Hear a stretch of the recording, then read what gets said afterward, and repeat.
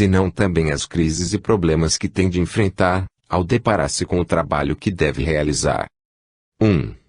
As crises de Cristo. Na vida de todo discípulo, particularmente na daqueles que devem deparar com certas grandes expansões de consciência, sobrevirá uma crise. Nessas crises se adotam decisões, voluntária ou involuntariamente. Havendo-as adotado, o discípulo se encontra, então, em um ponto de tensão, premido pela decisão, e percebe e vê, mentalmente, com maior clareza, o passo que haverá de dar, influenciando sua atitude, em relação ao futuro. Quando o trabalho é realizado durante o período de tensão, então, sobrevém o que poderia denominar-se o ponto de emergência, o qual significa sair de um campo de experiência para entrar em outro. Nem o próprio Cristo pode eximir-se desta tríplice experiência e, a fim de poder melhor compreender isto, apliquemos as 3 frases, inapropriadas, por certo, às ações e reações do Cristo. As crises não existem para ele no mesmo sentido que para nós, não há esforço em seu ponto de tensão. Entretanto, a analogia é apropriada, como para incutir o que aconteceu nesse estado de consciência que caracteriza a hierarquia espiritual, a cujo estado de consciência podemos aplicar o nome de percepção espiritual, em oposição à percepção mental, que constitui a contraparte humana. Há de se recordar que o ponto de crise que produz o ponto de tensão, a que o Cristo se submeteu voluntariamente, é uma questão ou acontecimento hierárquico, porque toda a hierarquia está implicada na crise. A razão é simples: Cristo e seus colaboradores conhecem, unicamente, a experiência da consciência grupal. Desconhecem a participação unilateral e a atitude separatista, porque seu estado de consciência é incluente e não excluente. Portanto, utilizando a terminologia humana, a fim de interpretar as reações divinas de Cristo e seus discípulos, há de se compreender que o ponto de crise, responsável pela tensão hierárquica e pela oportuna aparição ou surgimento de Cristo, foi por ele superado e pertence ao passado. O seguinte ponto de tensão dirige, hoje, os assuntos da hierarquia espiritual e seus numerosos grupos de colaboradores. O ponto de decisão, como é denominado nos círculos hierárquicos, foi alcançado no período compreendido entre a lua cheia de junho de 1936 e a lua cheia de junho de 1945. O ponto de decisão abarcou, portanto, 9 anos, um lapso relativamente breve, e teve como resultado que Cristo decidisse reaparecer, visivelmente, na Terra tão logo quanto fosse possível, muito antes do que fora planejado. Esta decisão, logicamente, foi adotada consultando previamente o Senhor do mundo, o Ancião dos Dias, mencionado em Antigo Testamento e aquele em quem vivemos, nos movemos e temos nosso ser, mencionado em o Novo Testamento, custódio da vontade de Deus, e com o pleno conhecimento dos mestres e dos iniciados avançados. Isto foi inevitável porque sua participação e ajuda eram imperativas. Também era necessário que colaborassem mentalmente com ele e o acompanhassem, porque seu reaparecimento significa uma grande abordagem hierárquica à humanidade e um grande acontecimento espiritual. Todavia, a decisão foi tomada por Cristo e não indicou, apenas, um ponto de crise em sua experiência, senão também um ponto culminante em sua expressão divina.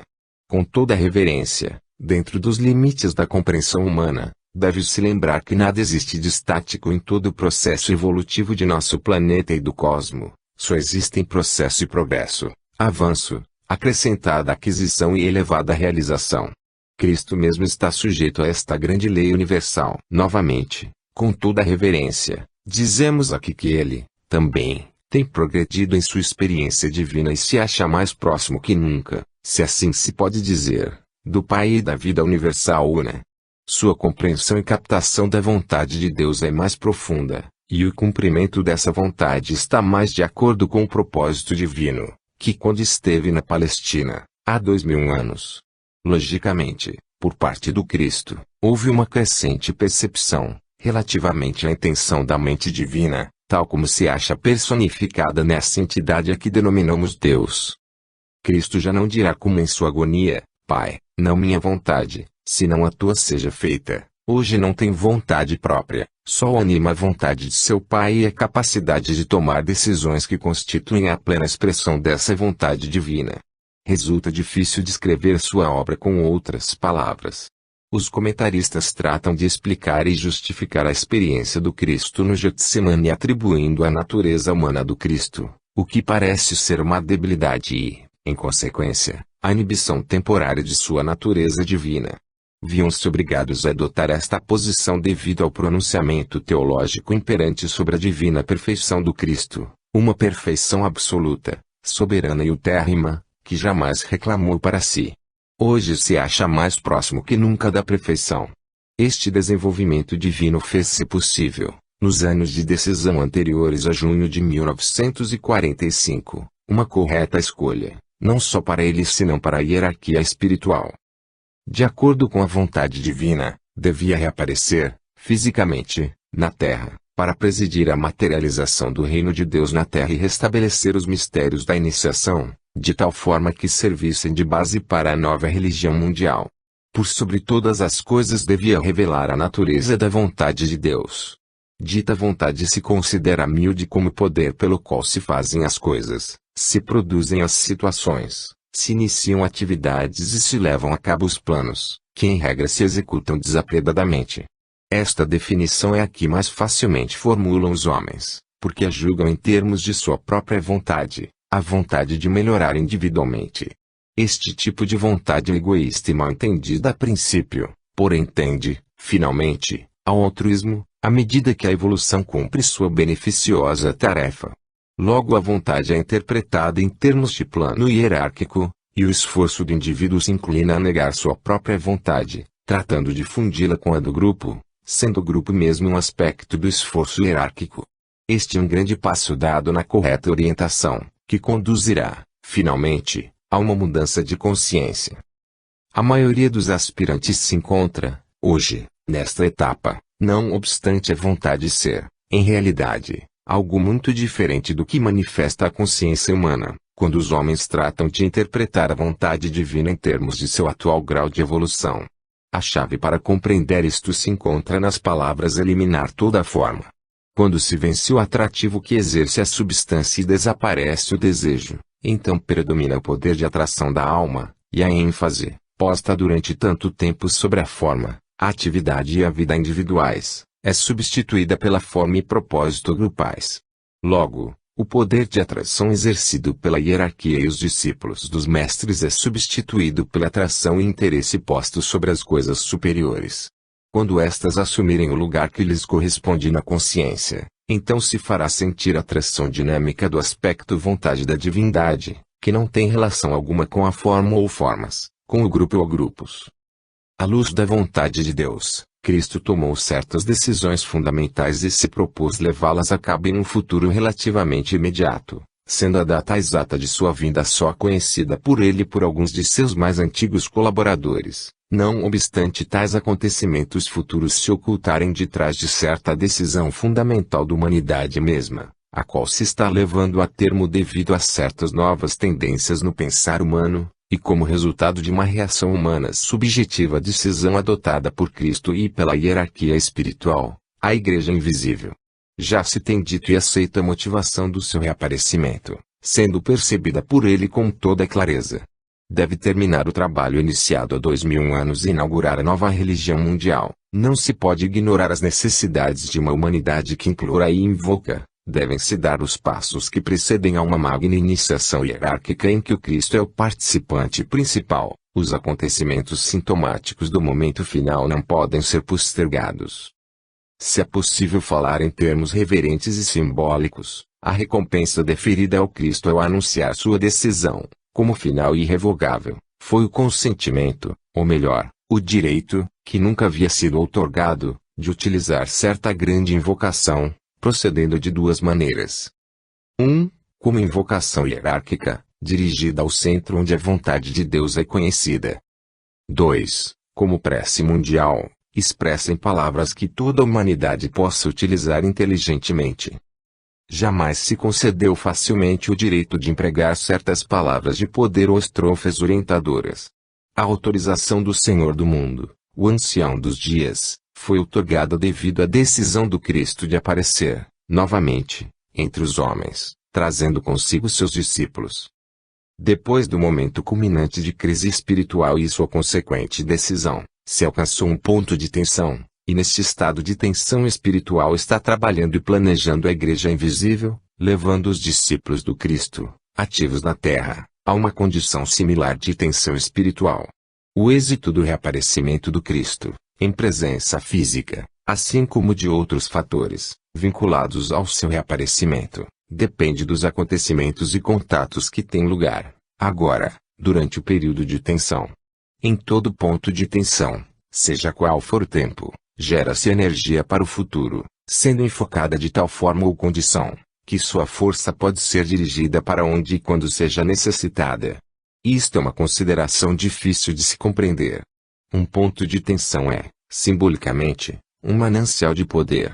As energias que, na atualidade, caracterizarão o reino de Deus estão adquirindo impulso, sendo dirigidas pelos mestres de sabedoria, em colaboração com a vontade do Cristo. Enquanto esta energia foi se acumulando ou aumentando sua potência, desde a lua cheia de junho de 1945, 3 acontecimentos de grande importância tiveram lugar na vital experiência do Cristo, portanto da hierarquia, e seus efeitos estão em vias de se definirem.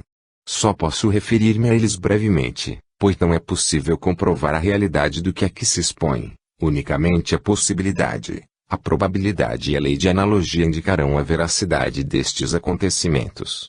Seus efeitos serão observados, especialmente, depois que hajam sucedido. Estes 3 acontecimentos podem ser descritos da maneira seguinte. 1. O Espírito de paz desceu sobre o Cristo. O Novo Testamento atesta um acontecimento semelhante, quando se refere ao batismo. E viu o Espírito de Deus que desceu como pombo e vinha sobre ele. Mateus 3,16. Este Espírito é um ser que possui um imenso poder cósmico e está influenciando hoje ao Cristo, similarmente como fez o Cristo, há 2000 anos, com o Mestre Jesus. O Espírito de paz não significa uma calma emocional e estática que põe fim à agitação mundial e estabelece uma era de paz. Constitui, misteriosamente, o espírito de equilíbrio. Atua de acordo com a lei de ação e reação e se reconhecerá sua atuação inevitável. Sua obra se manifestará de 2 maneiras, plenamente, quando o Cristo reaparecer entre os homens e, lenta e gradualmente, até que a. O caos, a desordem, as perturbações emocionais e o desequilíbrio mental que existem, atualmente, no mundo, adquirirem equilíbrio de acordo com esta lei, mediante um equivalente ciclo de calma, quietude emocional e equilíbrio mental, emancipando a humanidade para entrar em uma nova etapa e experiência de liberdade. A paz assim obtida será proporcional ao mal-estar experimentado. B. O ódio, que tanto predomina hoje no mundo, será equilibrado pela boa vontade, expressa por meio da vida do Espírito de paz, que atua através do Cristo, a personificação do amor de Deus. A aparição dessa boa vontade está garantida pela expressão desmedida do ódio, que foi crescendo com lentidão nas mentes dos homens, desde os começos do século XIX e está alcançando a máxima intensidade nestes momentos. Uma medida proporcional da energia amorosa se manifestará mais tarde, como resultado da atividade do Espírito de paz, atuando através do princípio da paz, como às vezes o Cristo é chamado. Isaías 9,6. Este ser espiritual não descerá do alto lugar de onde atua e dirige sua energia, senão que será o Cristo quem atuará e servirá de canal para a potência dirigida do dito ser. A fluência de sua divina energia, energia que provém de fora do planeta, está destinada a trazer, oportunamente, paz à Terra por meio da boa vontade, a qual estabelecerá corretas relações humanas. A humanidade registrou, desde logo, inconscientemente, o primeiro impacto desta energia, em maio de 1936 e também em junho de 1945. 2. A força evolutiva, a que damos o nome de consciência crística, termos muito empregados por todos os metafísicos do mundo, se achou na pessoa do Cristo, em forma até agora desconhecida, esse poder latente que existe em todo o coração humano, descrito por São Paulo como Cristo em nós, esperança de glória qual 1,27, e de acordo com a lei evolutiva conduz, finalmente, o homem ao reino de Deus e à medida da idade da plenitude de Cristo F. 4,13. Ele foi sempre o símbolo deste poder e glória. no presente período de tensão hierárquica, e como resultado de sua decisão de reaparecer, o Cristo se transformou na personificação desta energia, entrando, assim, em uma relação mais íntima com a humanidade. Outros diletos filhos de Deus são canais desta energia para os reinos subhumanos, porém o Cristo ocupa um lugar excepcional em relação com a humanidade. Expressando esta ideia simbolicamente, diríamos que dita energia cria uma ponte vivente entre o reino humano e o reino de Deus, entre o quarto reino da natureza e o quinto. Cristo é o custódio desta energia, porém só momentaneamente, durante o período da atual crise humana. Portanto, devido a isso, pode estimular o fator resposta existente nos corações dos homens, permitindo-lhes reconhecer e saber quem é e que é Ele, quando reapareça. Esta canalização de energia começou ao finalizar a Guerra Mundial e ainda continua. É responsável pela tendência a melhorar que já se percebe em toda parte, do acrescentamento do princípio de participação, e de inegável bondade e sensatez do pensar humano, a sensatez das massas, quando estão bem informadas, que é muito maior que a dos líderes. 3. Como bem se sabe, a história da humanidade tem sido, essencialmente, a história dos grandes mensageiros espirituais, os quais, de tempos em tempos, nos momentos de crise humana, surgem do lugar secreto do Altíssimo para ajudar, inspirar, revelar, conduzir e orientar. É a história da apresentação das ideias trazidas à consideração da humanidade gradualmente convertidas em civilizações e culturas. É tal a urgência da necessidade humana nestes momentos e tão oportuna a ocasião, que um desses filhos de Deus, durante este ciclo de tensão, trata de colaborar com o Cristo. Como resultado da decisão do Cristo e de sua fusão espiritual com a vontade de Deus, o avatar de síntese converteu-se, temporariamente, em seu íntimo colaborador. Este é um acontecimento de importância suprema e planetária.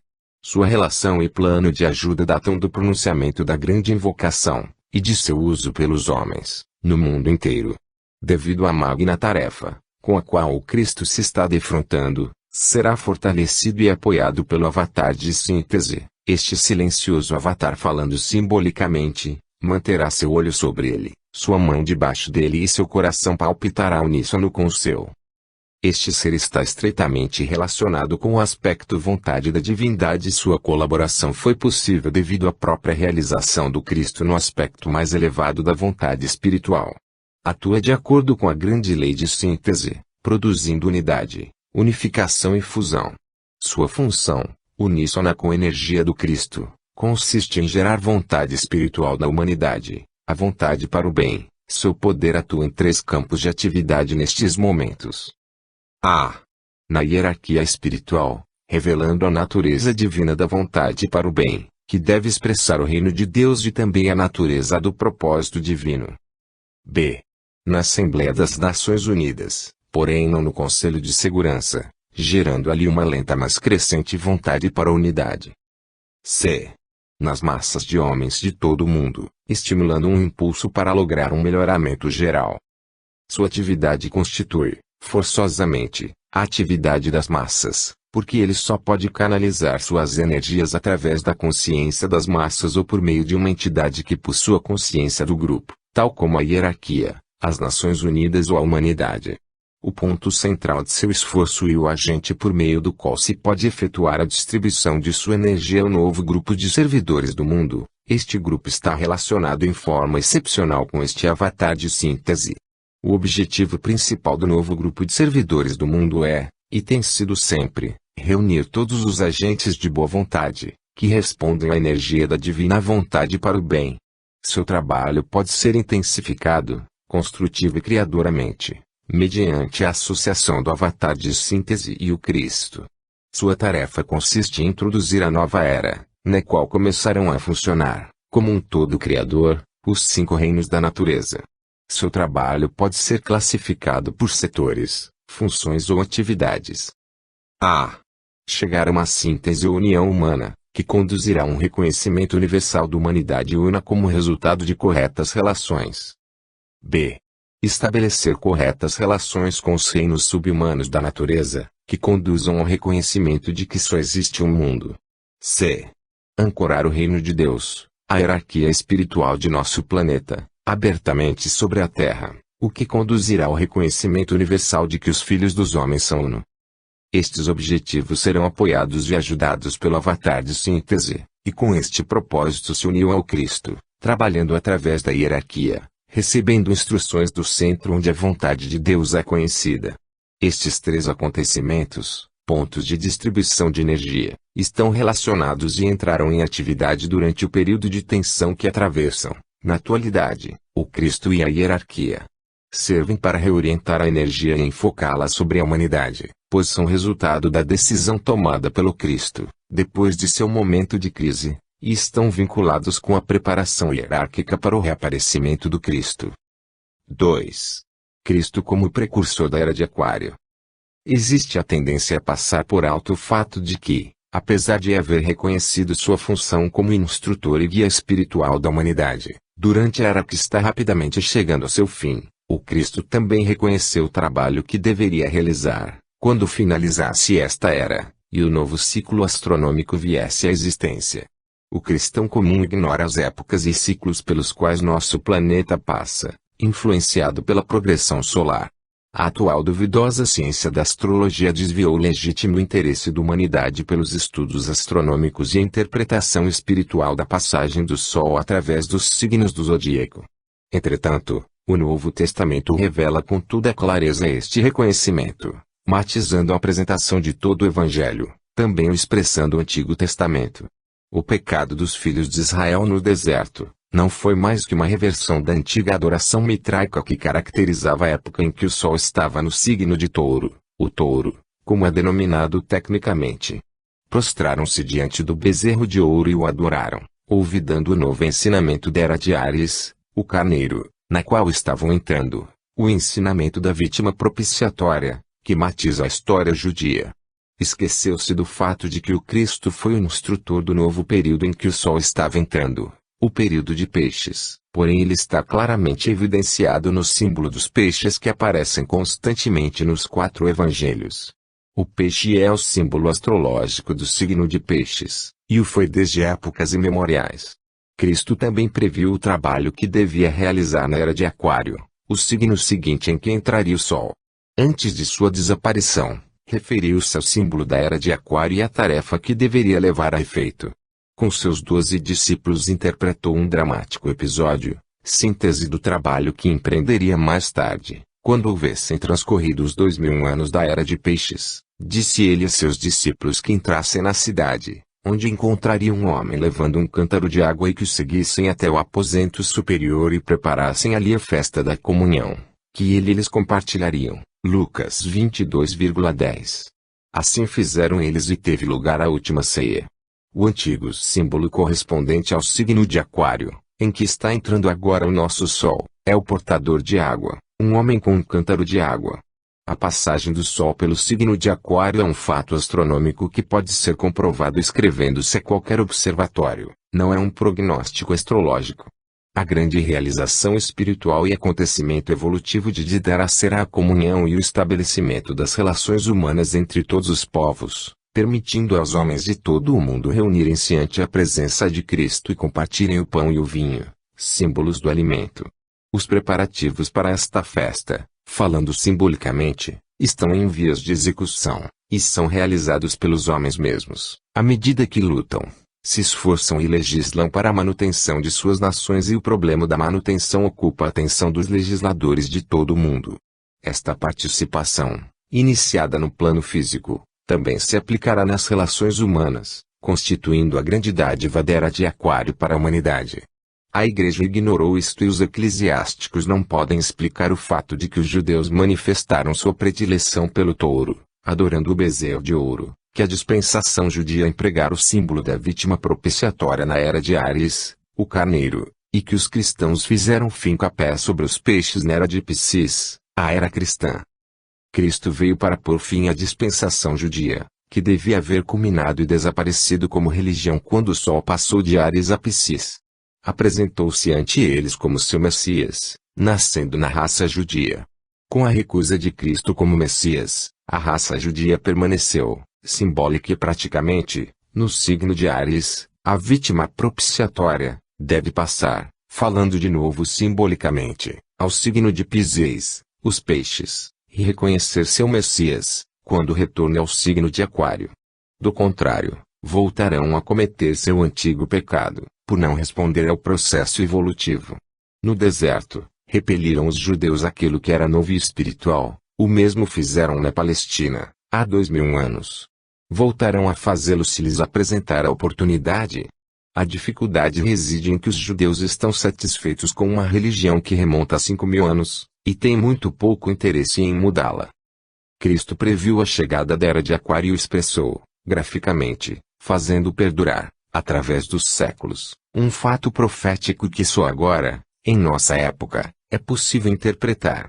Astronomicamente, não estamos plenamente influenciados por Aquário, estamos, presentemente, saindo da influência de Piscis, e ainda não temos sentido todo o impacto das energias que Aquário liberará. Entretanto, cada ano nos acercamos mais ao centro de poder, cujo efeito principal será induzir a que se reconheçam a unidade essencial do homem, os processos de participação e colaboração e o nascimento da nova religião mundial, que terá como nota-chave a universalidade e a iniciação. Se a palavra iniciação significa o processo de entrar em, então é verdade que a humanidade está passando por uma verdadeira iniciação, ao entrar na nova era de Aquário. Então estará submetida a essas energias e forças que derrubarão as barreiras da separação e fundirão e mesclarão a consciência de todos os homens, a fim de formar essa unidade que caracteriza a consciência crística. Em junho de 1945, no momento da lua cheia, dia significativo na experiência espiritual de Cristo, ele se encarregou, definida e conscientemente, de seus deveres e responsabilidades como instrutor e guia, durante o ciclo solar de Aquário. É o primeiro dos grandes instrutores do mundo que abarca 2 ciclos zodiacais, o de Piscis e o de Aquário. Isto é muito fácil dizer e escrever, porém implica 3 métodos ou técnicas que devem ser empregados para sua aparição, aos quais já me referi. A vitalidade e o amor espirituais que irradia, aumentados pelas energias do espírito de paz, o avatar de síntese e o Buda, foram reenfocados, canalizados em uma grande corrente e expressados, se pode ser formulado em forma tão inadequada, nas palavras da invocação, flua amor aos corações dos homens. Que a luz, o amor e o poder restabeleçam o plano na terra. Estas 3 palavras, luz, amor e poder, descrevem as energias de seus 3 associados, o grande triângulo de força que, com seu poder, o apoia, a energia de Buda, luz, a luz sempre vem do leste, a energia do espírito de paz, amor que estabelece corretas relações humanas, a energia do avatar de síntese, poder, complementando a luz e o amor. Cristo ocupou seu lugar no centro deste triângulo, desse ponto começou seu trabalho aquariano e continuará fazendo durante 2500 anos. Assim inaugurou a nova era, e nos planos espirituais internos a nova religião mundial começou a tomar forma. A palavra religião concerne as relações, começando, assim, a era de corretas relações humanas e corretas relações com o reino de Deus. Esta é uma afirmação fácil de fazer, porém suas implicações são enormes e de grande alcance. Nessa oportunidade, Cristo assumiu 2 novas funções. Uma está vinculada ao segundo método de aparição física e a outra ao método que empregará para exercer sua influência.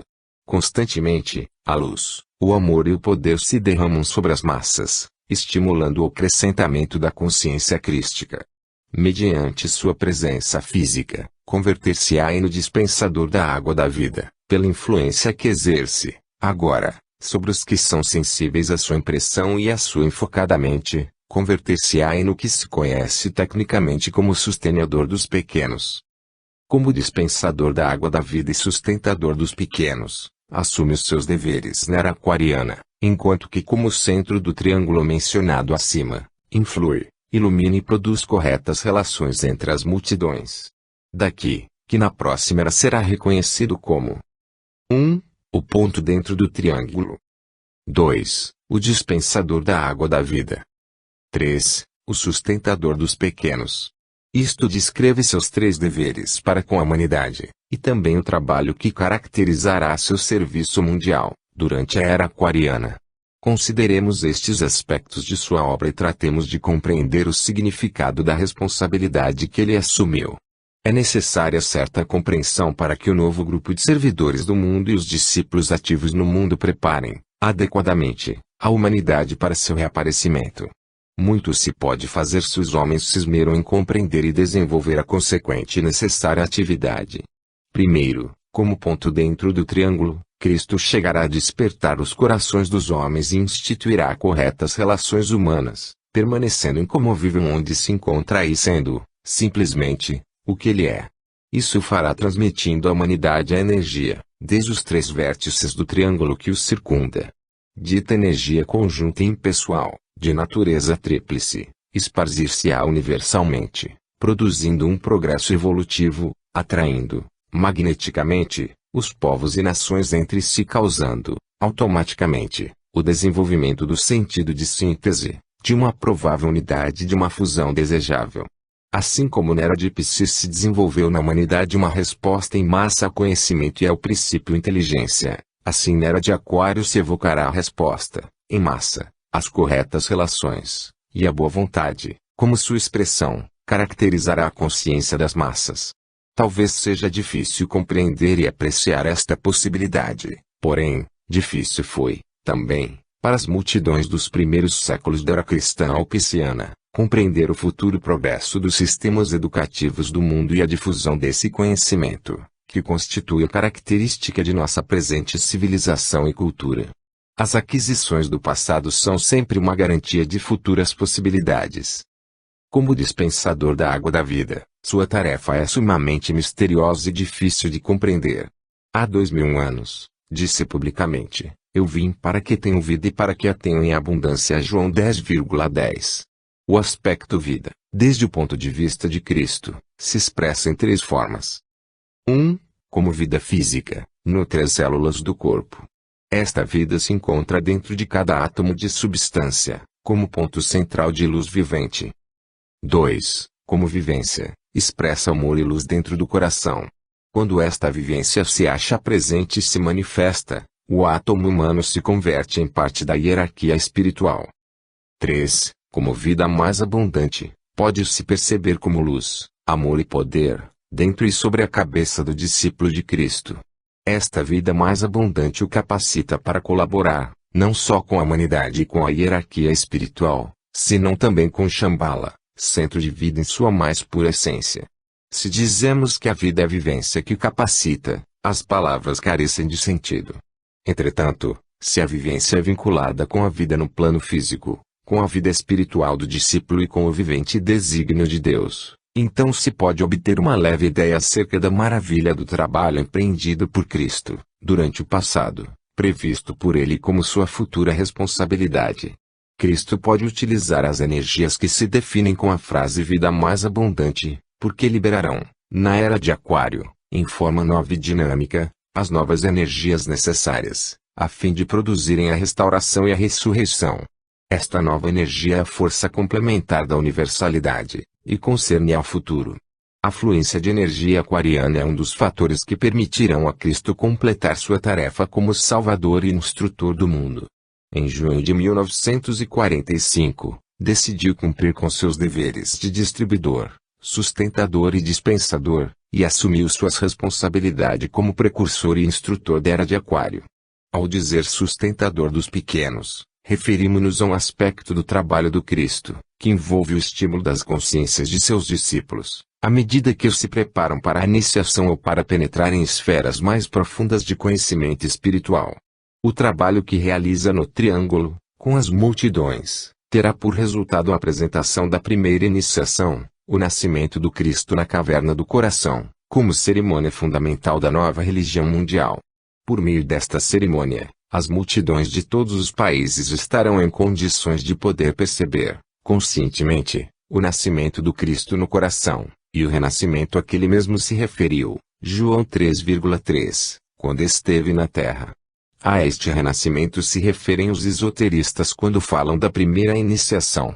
No futuro, para o fim da era de Aquário, não constituirá a experiência de um discípulo isolado, mas a experiência coletiva de incontáveis seres.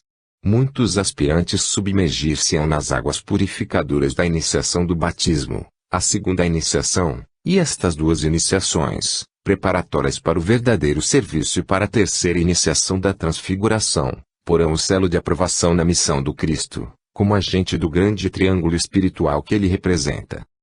Todavia, o trabalho mais importante de Cristo, no que concerne aos discípulos e às pessoas espiritualmente orientadas do mundo, além dos milhares de seres humanos mais avançados, consiste em nutrir de tal forma a sua consciência e vida espirituais, que lhes permitirá receber a terceira e quarta iniciações, a transfiguração e a renúncia, ou crucificação. Como bem sabem os esoteristas, o termo os pequenos se refere a esses discípulos que são os meninos em Cristo, como são denominados em o Novo Testamento, que já tenham recebido as duas primeiras iniciações, o nascimento e o batismo. São conscientes da aspiração espiritual, índice da vida crística residente em seus corações, e se submeteram aos processos de purificação que culminam nas águas batismais. Cristo deve preparar estes aspirantes para as iniciações superiores, nutrindo-os e ajudando-os, para que possam apresentar-se diante do único iniciador e chegar a ser pilares do templo de Deus, ou seja, agentes da hierarquia espiritual e, portanto, discípulos ativos e trabalhadores. Quando esteve na Palestina disse: "Ninguém vem ao Pai, senão por mim." João 14,6. Isto foi um vaticínio do trabalho que ele teria de realizar na era de Aquário. Nas primeiras iniciações, administradas por Cristo, os aspirantes, treinados pelos discípulos avançados, encontram seu caminho para ele, porém suas palavras se referem a etapas ainda superiores de desenvolvimento. Por meio das primeiras iniciações o discípulo se converte em agente do amor de Deus. As iniciações superiores o capacitam para converter-se, etapa após etapa, em agente da vontade de Deus. Os do primeiro grupo conhecem e compreendem a segunda estrofe da invocação do ponto de amor no coração de Deus. Flua amor aos corações dos homens. O grupo que na era aquariana Cristo mesmo há de nutrir e preparar, conhecerá o significado da terceira estrofe, do centro onde a vontade de Deus é conhecida, guia propósito às pequenas vontades dos homens. Durante a era de Piscis, a tarefa do Cristo teve por finalidade relacionar a humanidade com a hierarquia do planeta. Na era de Aquário, seu trabalho consistirá em relacionar este grupo que se acresce constantemente, com esse centro superior onde se faz contato com o Pai, se reconhece a filiação e pode-se conhecer o propósito divino. Os três aspectos divinos, reconhecidos por todas as religiões do mundo, incluindo a religião cristã, inteligência ou mente universal, amor e vontade, desenvolver-se-ão, conscientemente, na humanidade por meio do trabalho futuro de Cristo. A humanidade, a hierarquia espiritual e o centro onde a vontade de Deus é conhecida estão relacionados em forma mais ampla e geral. A abordagem mística ao reino de Deus desaparecerá, gradualmente, à medida que a raça acrescente sua inteligência, e então se propugnará por uma abordagem mais científica. Os requisitos para ser admitido neste reino serão de caráter objetivo. As leis que governam o centro superior da vontade divina também serão reveladas aos membros do reino de Deus. E tudo isso se efetuará sob a supervisão do Cristo, depois de seu reaparecimento entre os homens. A tônica de sua missão será, então, evocar na humanidade uma resposta à influência espiritual e um desenvolvimento em grande escala da percepção intuitiva, faculdade muito rara e pouco comum, na atualidade. Quando veio anteriormente, evocou na humanidade uma gradual resposta à verdade e uma compreensão mental. Esta é a razão pela qual, ao término do ciclo que ele inaugurou há 2000 anos, se tem formulado diversas doutrinas e se tem alcançado um amplo desenvolvimento mental e intelectual. 3. Cristo como o liberador de energia. Nos primeiros 3 meses do período de crise por que passou Cristo e também a hierarquia, e que terminou com sua anunciada decisão, grandes energias ou correntes fundamentais de força foram postas à disposição do Cristo e seus discípulos. Hoje, o fato de que a energia constitua a substância básica do universo, que todas as formas de vida sejam formas de energia, e que todas elas, grandes ou pequenas, utilizem energia e atuem como distribuidoras dessa mesma energia, é algo muito conhecido e geralmente aceito pelas pessoas inteligentes e eruditas. Toda palavra falada ou escrita e toda atividade justificada são expressões de energia que conduzem à sua distribuição e ao desempenho de atividades. Os governos, as igrejas, as organizações e os grupos, são distribuidores e depósitos de energia. A própria humanidade é um grande centro de energia que afeta a todos os reinos subhumanos de forma, analogamente, dentro de si mesma, um grande sistema de energias interrelacionadas. O mesmo ocorre com o indivíduo, por meio de seus atos e palavras emprega energia, produz resultados que são efeitos dessa energia e atua como seu distribuidor. O indivíduo subdesenvolvido não compreende nada disto e a energia que manipula é de ínfima importância. À medida que a evolução prossegue, e as pessoas adquirem poder e expressão, o uso que fazem da energia é, com frequência, de grande importância, convertem-se em centros dinâmicos de distribuição de energia, e suas palavras, orais ou escritas, ademais de suas atividades, produzem grandes efeitos e importantes resultados. A hierarquia é um grande centro de energia que chega à humanidade através do Cristo. Este é o significado de suas palavras: eu vim para que tenham vida. Vida e energias são sinônimos. Durante a guerra, 1914 a 1945, Cristo e a hierarquia observaram um mundo agonizante, homens e formas morriam em toda parte, velhos ideais, organizações e grupos desapareciam, o espectro da morte rondava por toda parte. A destruição não só caracterizava o mundo fenomênico, senão também os mundos mais sutis do sentimento e do pensamento. A vida foi extraída, dando por resultado a morte. O problema perante Cristo e seus discípulos consistia em não permitir que revivessem o velho e o indesejável. Sua tarefa não consistia em ressuscitar o morto e o inútil. Sua oportunidade e responsabilidade situavam-se em promover a fluência de vida que traz a aparelhada capacidade de reconstruir, e em dirigir a energia que poderia produzir um novo mundo e uma nova civilização. As forças reacionárias, políticas e religiosas, desejavam a ressurreição das formas velhas e caducas, puseram seu peso e influência, que só é outro nome dado à energia, em contrário a tudo que era novo. Isto ainda seguem fazendo. As forças progressistas lutam, unicamente, pelo novo e não tratam de conservar nenhuma das velhas formas, ainda que possam servir a algum propósito útil. Sua enérgica repulsa a tudo que pertence ao passado e a energia destrutora que dirige contra tudo que pertence ao velho regime, dificultam por igual os esforços da hierarquia. A esperança reside nestas forças progressistas, porém lhes falta, lamentavelmente, a habilidade para a ação, pois amam demasiado a destruição. O novo grupo de servidores do mundo se mantém firme no nobre caminho do meio como Buda o denominou, e trata de fazer desaparecer, sem violência, as formas caducas, de complementar o novo, e de restaurar o que demonstrou ser útil e proveitoso no passado, e que poderia constituir o germe vivo da nova criação. No momento da lua cheia de abril de 1945, durante a Páscoa desse ano e por um período aproximado de 5 semanas, as forças de restauração começaram seu trabalho, surgindo, primeiro, nos planos sutis da experiência humana. Este tipo de energia é, peculiarmente, criador, e leva consigo a vida que produz o nascimento das formas.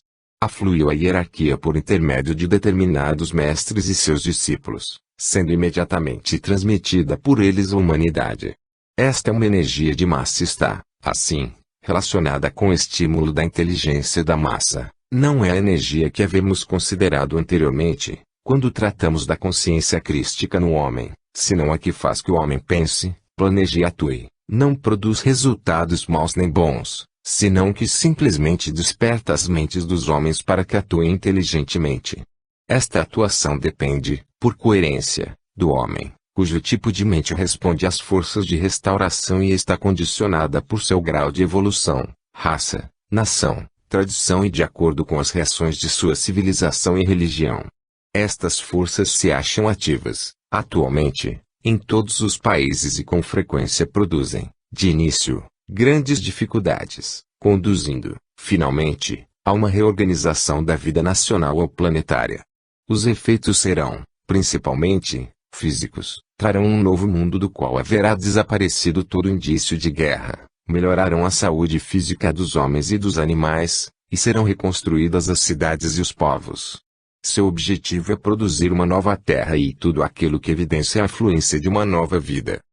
Depois disto, durante a lua cheia de Buda, em maio de 1945, As energias de iluminação entraram em atividade e a luz começou a fluir às mentes dos homens. Estas energias, em realidade, iniciam a nova educação mundial. Os primeiros a serem afetados serão os grandes movimentos educativos, os foros do povo em todos os países e os valores que se estão desenvolvendo agora, por meio do rádio e da indústria cinematográfica. Também o serão a imprensa, os editores, locutores, escritores, comentaristas radiofônicos, periodistas e os trabalhadores no campo social.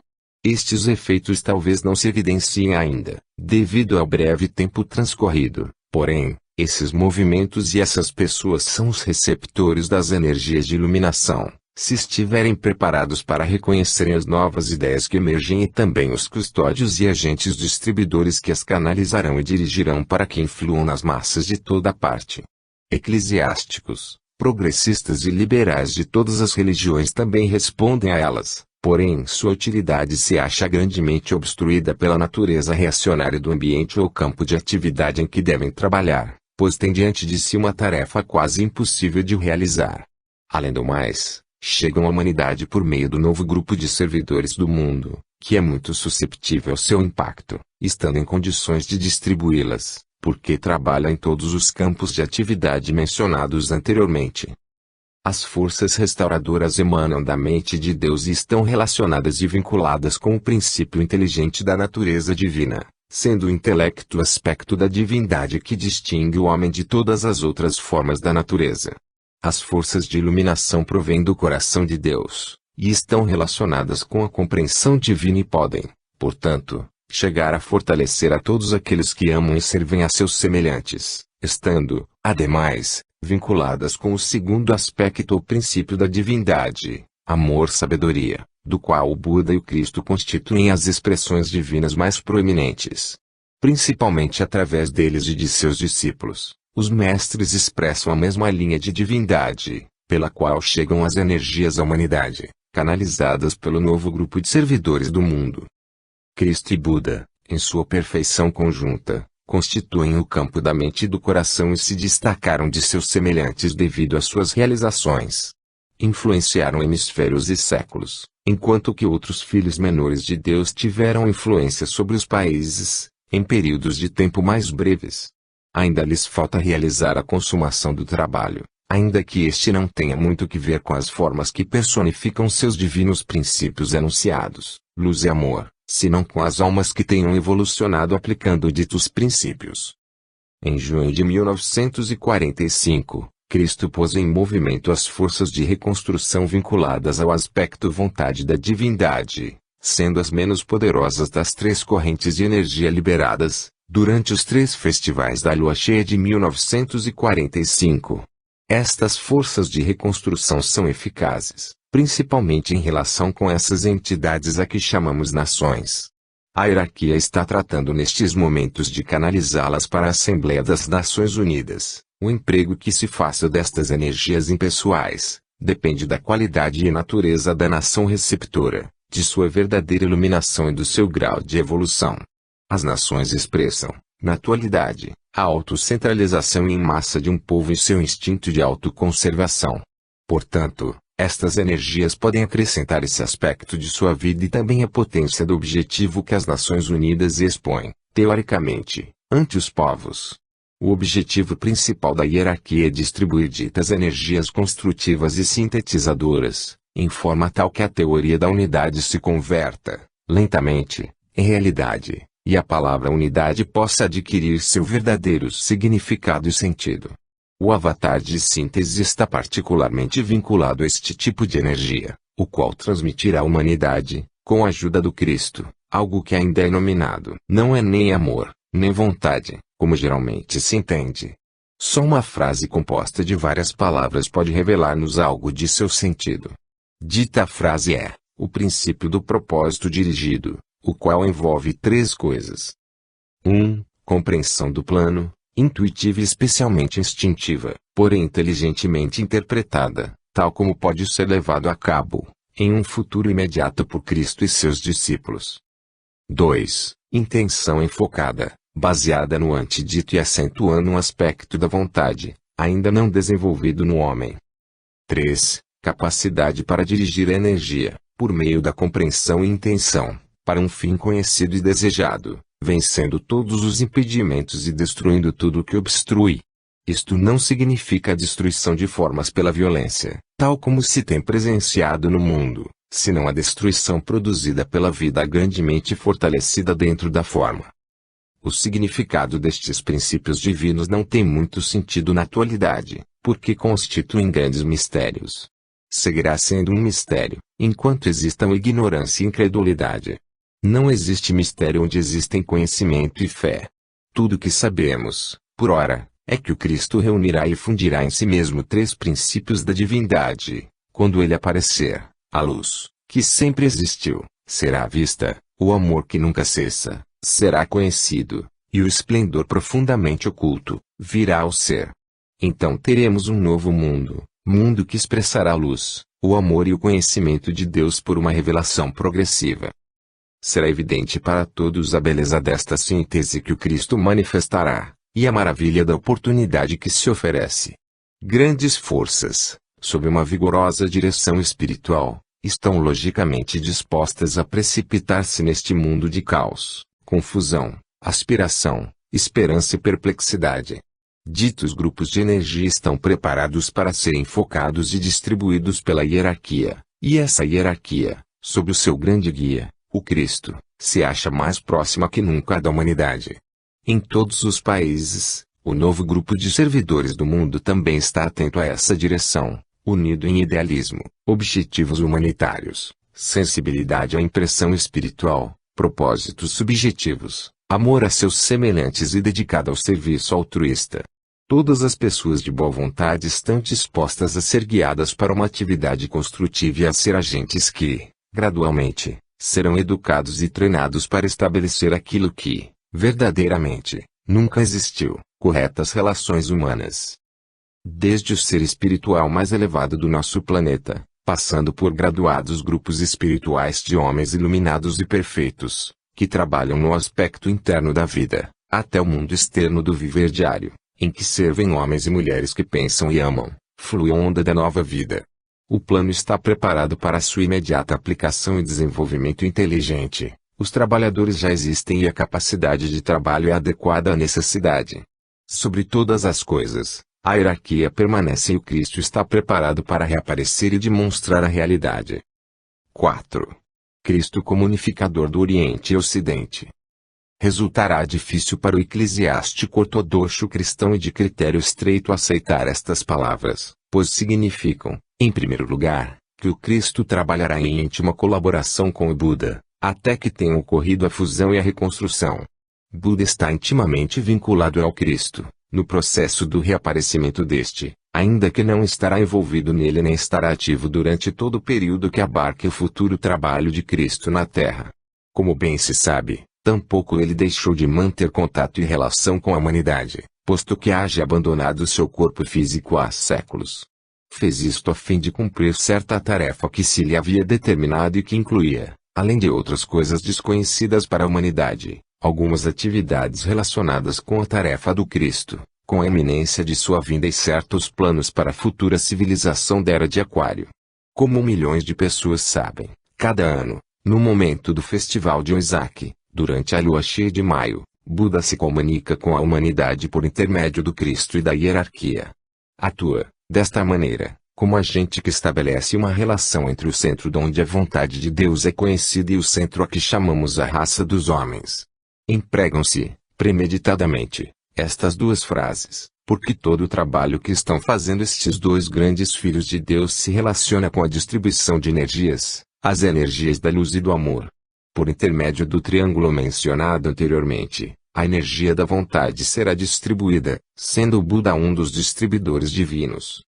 Atualmente, o trabalho do Buda para a humanidade está quase terminado, e sua larga associação com a espécie humana está chegando prestes a seu fim. No momento em que o reaparecimento do Cristo seja um fato consumado, e quando sejam corretas relações humanas e comece a condicionar-se, definitivamente, o viver humano, o Buda passará a ocupar-se da tarefa que o espera.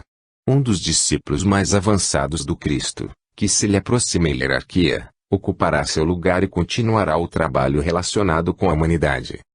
Quando este mestre assumir sua tarefa, o princípio inteligente ou sabedoria, característica sobressalente da humanidade, haverá sido, em grande parte, transmutado em sabedoria pelos intelectuais do mundo, e não pelas multidões.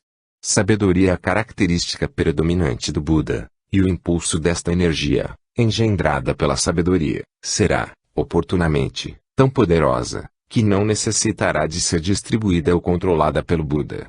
Então, ele poderá ocupar-se de esferas de atividade mais elevadas, onde reside sua verdadeira tarefa, e começará a trabalhar com esse aspecto da sabedoria, do qual nada sabemos, porém que Cristo e Buda têm estado a expressar, por intermédio do conhecimento e da sabedoria, posteriormente, mediante a colaboração do avatar de síntese. Cristo poderá fundir em si mesmo estas duas grandes energias divinas e chegar a ser a expressão pura do amor e da sabedoria, das corretas relações e da compreensão intuitiva. A fim de que isto seja possível, e para poder aliviar a seu irmão espiritual da árdua tarefa de relacionar a humanidade com Shambhala, o centro onde a vontade de Deus é conhecida, o Cristo se está submetendo, agora, a um processo exibicional de preparação. Os 30 anos que trabalhou na oficina de carpintaria, na Palestina, constituem, agora, o símbolo ainda não reconhecido, de dita preparação. A palavra carpinteiro significa edificação, construção e, por derivação, aquele que é um artífice da madeira ou um construtor de casas de madeira. Este é o verdadeiro significado do relato bíblico, acerca da crucificação do Cristo sobre a cruz de madeira ou sobre a árvore. Em realidade, está relacionado com a sua decisão, adotada no horto de Getsemane, de encarregar-se do trabalho de construção ou reconstrução em aquário, completando, assim, a tarefa que havia tentado levar a efeito na era de Piscis. Cristo, seus discípulos e o novo grupo de servidores do mundo são os construtores responsáveis da nova civilização, a nova casa da humanidade. O trabalho preparatório que ele está fazendo agora o capacita para demonstrar pela sabedoria, não só pelo amor, a natureza dos planos hierárquicos, as sábias medidas construtivas, a sábia eleição de construtores e os métodos corretos de construir. Portanto, é evidente que o mais grandioso dos filhos de Deus, o Cristo, representante da humanidade e do segundo aspecto divino, demonstrará dentro de si mesmo, durante a era de Aquário e depois de seu reaparecimento, certas grandes dualidades fundidas e unificadas. Será útil estudá-las e conhecê-las também. 1. A fusão do segundo aspecto divino de amor e o primeiro aspecto divino da vontade, a vontade para o bem. 2. A fusão do amor e da sabedoria, capacitando-o para ser o construtor da nova era e da nova civilização. 3. A fusão da energia de Piscis, gerada durante os últimos 2000 anos de atividade espiritual do Cristo, com as energias de Aquário que têm de ser geradas e estarão ativas na Terra, durante os próximos 2000 ou 2500 anos.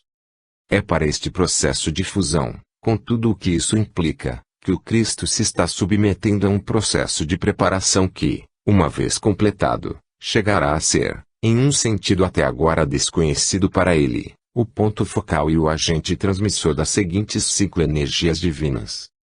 1. A energia do amor. 2. A energia da vontade. 3. A energia da sabedoria. 4. A energia de Piscis, gerada durante a era cristã.